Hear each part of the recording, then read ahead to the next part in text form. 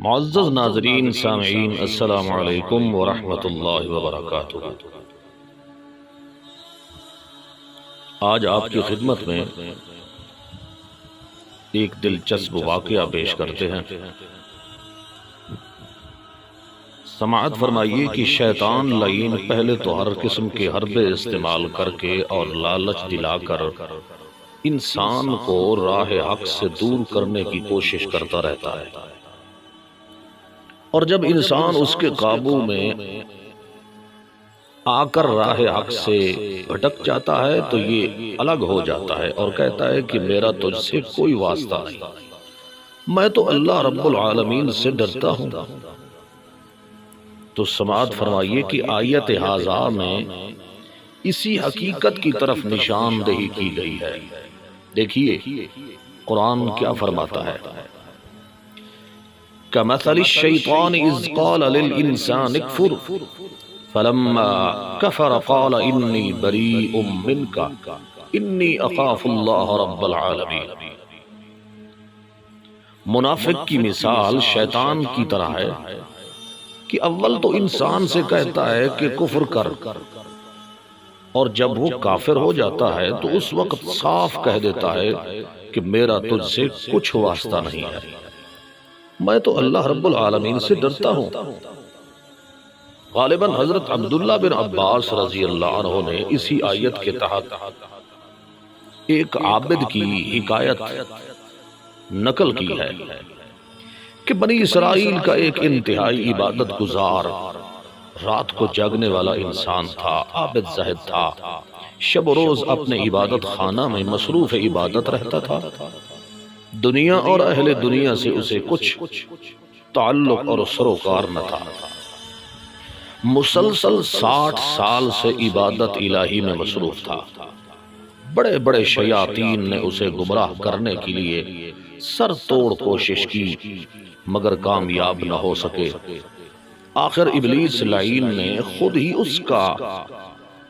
اس کام کا بیڑا اٹھایا اور منصوبہ بنایا کہ میں اس سے زنا بھی کراؤں گا، قتل بھی کراؤں گا، حتیٰ کہ کفر بھی کراؤں گا۔ دوسرے شیاطین ابلیس کے اس عزم پر حیران تھے کہ جسے ہم ایک لحظہ کے لیے بھی عبادت اور ذکر خدا سے غافل نہ کر سکے، بھلا اس سے ان کاموں کا کیسے صدور ہو سکتا ہے۔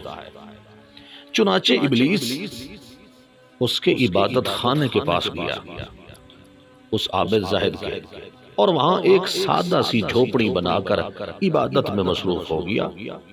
توجہ سے سنیے گا، اس مردود لعین شیطان کی چال بازیاں کیسے ہوتی ہیں اور کتنے بڑے بڑے عابدین زاہدین کی عبادتوں کو ایک ہی پل میں جہنم میں مروا دیتا ہے۔ وہیں جا کر اپنی جھوپڑی بنا کر اس عابد زاہد کے مقابلے میں عبادت کرنا شروع کر دی، اور سالہ سال تک ان حماق کے ساتھ عبادت کی کہ وہ عابد زاہد خود بھی حیران ہو گیا اور اپنی عبادت کو اس کی عبادت کے مقابلے میں کمزور سمجھنے لگا۔ اس عابد زاہد کے دل میں اس کی خوش اعتقادی پیدا ہو گئی اور اس سے عرض کرنے لگا کہ آپ اگر محسوس نہ کریں تو یہاں میرے پاس ہی تشریف لائیں، میں آپ کی ہر طرح سے خدمت کروں گا۔ چنانچہ شیطان لعین بصورت بزرگ اس کے صومعہ میں چلا گیا اور بڑی مدت تک وہاں عبادت کرتا رہا۔ ایک دن اس عابد زاہد سے کہنے لگا، وہ شیطان جو بزرگی کی حالت میں تھا، اس عابد زاہد سے کہنے لگا کہ میں تو اب کسی اور مقام پر عبادت کے لیے جا رہا ہوں، میں تجھے تحفہ کے طور پر جنات دور کرنے کا ایک منتر بتاتا ہوں، سنیے گا، وہ منتر بتاتا ہوں، وہ منتر پڑھنے سے آپ خود بھی جنات کی شر سے محفوظ رہیں گے اور دوسروں کو بھی فائدہ ہوگا۔ چنانچہ اس کو دعا سکھاتا ہوا وہاں سے چلا گیا۔ پھر کچھ عرصہ کے بعد بادشاہ کی لڑکی پر اپنا اثر کر کے اسے بیمار کر دیا۔ بادشاہ نے اس لڑکی کا بڑا علاج کرایا مگر بیکار۔ آخر ابلیس نے ایک دن خواب میں آ کر بادشاہ کو بتایا اسی ابلیس نے کہ اس کا علاج فلاں بزرگ کے پاس ہے، اور اسی بزرگ اسی عابد زاہد کا پتہ بتایا۔ بادشاہ نے بڑی کوشش کے بعد، تلاش کرنے کے بعد اس عابد زاہد کو تلاش کر لیا، بصد منت و اصرار اس کو بلا کر گھر لے آیا۔ شہزادی پر سے جنات کا اثر دور کرو۔ اس عابد زاہد نے جب وہ منتر پڑھا تو معاً وہ لڑکی تندرست ہو گئی۔ وہ تو ہونی ہی تھی، شیطان کی جو ساری چال تھی۔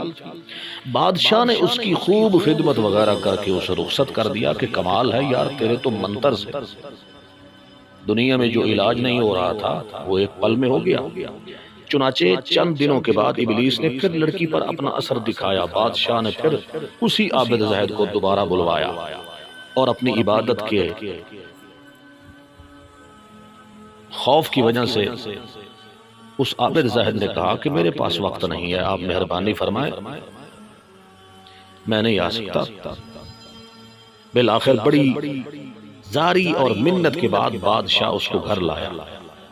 عابد زاہد کے گھر میں قدم رکھتے ہی جنات بھاگ گئے اور شہزادی تندرست ہو گئی۔ جب بار بار یہ شکایت ہونے لگی تو آخر میں یہ بات ٹھہری کہ شہزادی کو روزانہ لے جا کر اس عابد زاہد سے دم کرایا جائے۔ جب اس طرح بھی کام نہ بنا تو ابلیس نے بادشاہ کو خواب میں آ کر ہدایت کی کہ اس عابد زاہد ایک انتہائی مقدس اور پاکیزہ انسان ہے، لہذا اس جیسا نیک اور متقی تو پورے عالم میں نہیں ہے۔ اگر لڑکی کو چند دن کے لیے اس عابد زاہد کے پاس ہی چھوڑ دیا جائے تو اس میں کیا حرج ہے؟ اندازہ لگائیے حاضرین کس طرح آہستہ آہستہ بڑے طریقے سے شیطان عابد زاہد کو خراب کر رہا ہے۔ چنانچہ شہزادی کے بھائی شہزادی کو یہاں لے آئے، عابد زاہد کے پاس ان کا سامان اور خورد و نوش دے کر اسے وہاں چھوڑ دیا۔ لڑکی انتہائی خوبصورت تھی، اس کے حسن و جمال کی مثال نہیں ملتی تھی۔ شیطان نے اس عابد زاہد کو بھی اندر اندر تھوڑا تھوڑا بہکانا شروع کر دیا اور لڑکی کے دل میں بھی برائی کا ارادہ پیدا کرنا شروع کر دیا، یہاں تک کہ وہ عابد زاہد سے ایک دن گناہ سرزد ہو گیا اور لڑکی حاملہ ہو گئی۔ وہ عابد زاہد بڑا نادم ہوا، بڑا پریشان ہوا کہ اب کیا کروں، کس طرح اپنے عیب پر پردہ ڈالا جائے۔ شیطان نے اب اس کے دل میں یہ بات ڈالی کہ اس طرح تو پوری دنیا میں تیری رسوائی اور ذلت ہوگی، پتہ نہیں بادشاہ کیا کیا سزائیں دے گا تجھے، تو نے اس کی بیٹی کے ساتھ زنا کیا ہے اور حاملہ ہو گئی، صرف ایک تیری بدنامی سے سب اہل عبادت بدنام ہو جائیں گے۔ اس کا بہترین حل یہ ہے کہ لڑکی کو رات کے وقت قتل کر کے دفن کر دیا جائے اور بادشاہ کو اطلاع دی جائے کہ لڑکی رات کو کہیں بھاگ گئی ہے یا اسے جنات وغیرہ اٹھا کر لے گئے۔ چنانچہ اس عابد زاہد نے اسے اسی طرح ہی قتل کر دیا اور ان باتوں سے بادشاہ کو بھی کسی حد تک اس عابد زاہد نے مطمئن کر لیا۔ بادشاہ لڑکی کی تلاش کے لیے دیگر عاملوں سے رجوع کرنے لگا۔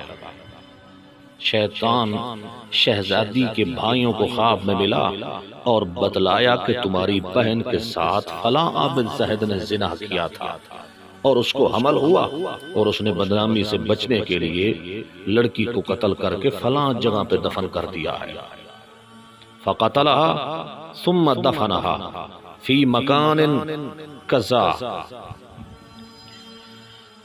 فی مکان کذا و کذا۔ چنانچہ اس کے بھائیوں نے جب مذکورہ جگہ کو کھودا تو لڑکی کی لاش بالکل برآمد ہوئی۔ اب سب کو یقین ہو گیا کہ یہ ساری کارروائی اس عابد زاہد کی تھی۔ چنانچہ اسے گرفتار کر لیا گیا، انتہائی بے عزت اور ذلیل کیا گیا۔ برسوں کی نیک نامی پر منٹوں میں بدنامی اور تباہی اور بربادی ہو گئی۔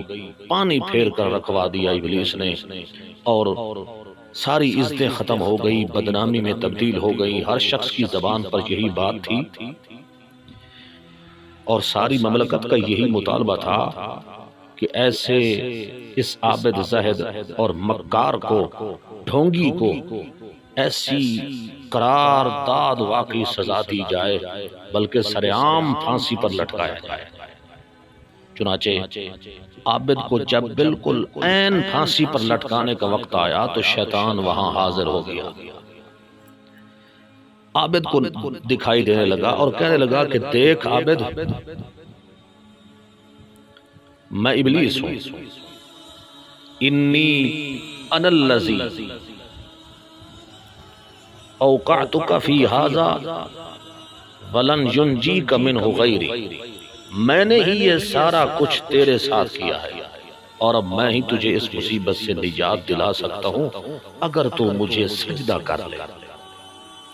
اللہ اکبر، اگر تو مجھے سجدہ کر لے تو میں تجھے ابھی آزاد کرا دوں گا، تو شکست تسلیم کر جا، میں تیری مدد کروں گا۔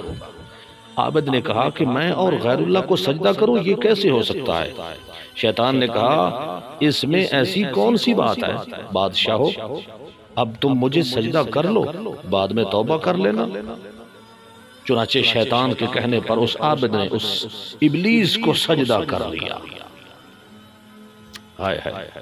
جو ہی اس نے سجدہ کیا تو شیطان فوراً ہی واپس ہٹا اور چلتا بنا اور بولا بس انی بریء منک انی اخاف اللہ رب العالمین، کہ بس میں تجھ سے بری ہوں، بیزار ہوں، میں تو رب العالمین سے ڈرتا ہوں۔